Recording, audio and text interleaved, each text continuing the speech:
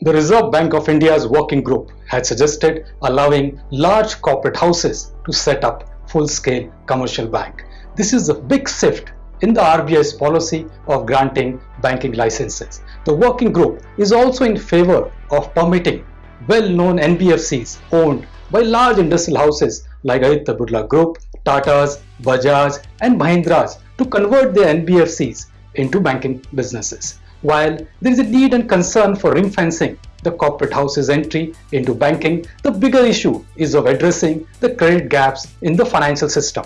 The current crop of banks are more skewed towards retail banking, payments and micro-lending.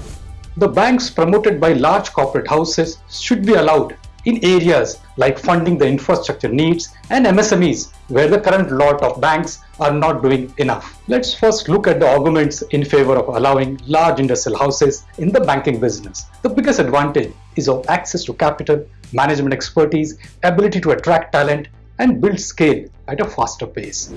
Many corporate houses are already running successful financial services business. Take for example, the Bajaj Finance has a balance sheet size of rupees 1.50 lakh crore, which is close to some mid-sized banks. Similarly, Mahindra Finance runs a large NBFC in the semi-urban and rural areas. Globally, there are also very few countries like US and South Korea that disallows large corporate houses in the banking sector.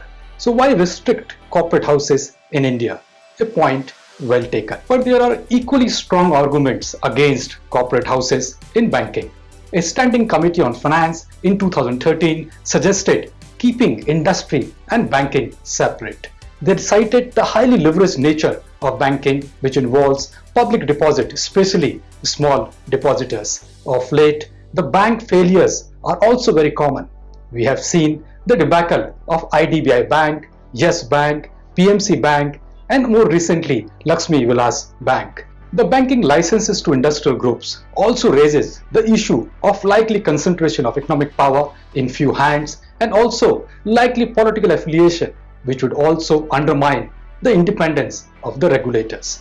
The critics also argue that the industrial houses which runs on profit motive may not be geared to achieve the objective of financial inclusion. The RBI will certainly come out with a detailed regulatory framework to deal with issues like conflict of interest, governance and other concerns.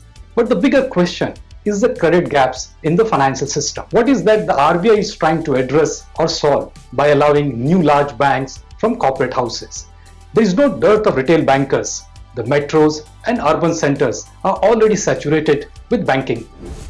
The conversion of large NBFCs promoted by industrial houses into banks makes sense from the risk perspective after the failure of ILFS and Diwan Housing. But all these NBFCs are also focused in the consumer side. By giving a banking license to them will only create more clones of retail bankers in the system. Allowing a greenfield banking venture to large corporate houses in consumer banking also does not make any sense. Differentiated banking license like Payment Bank and Small Finance Bank was a big policy shift that happened in the last decade. The idea was to address the credit gaps. Close to a dozen small finance banks are already doing very well in terms of addressing the needs of the underserved and the unbanked population. The last two full-scale banking licenses to Bandhan Bank and IDFC was also for a specific purpose of achieving the financial inclusion. The banking licensing framework for large corporate should fix credit gaps in the financial system.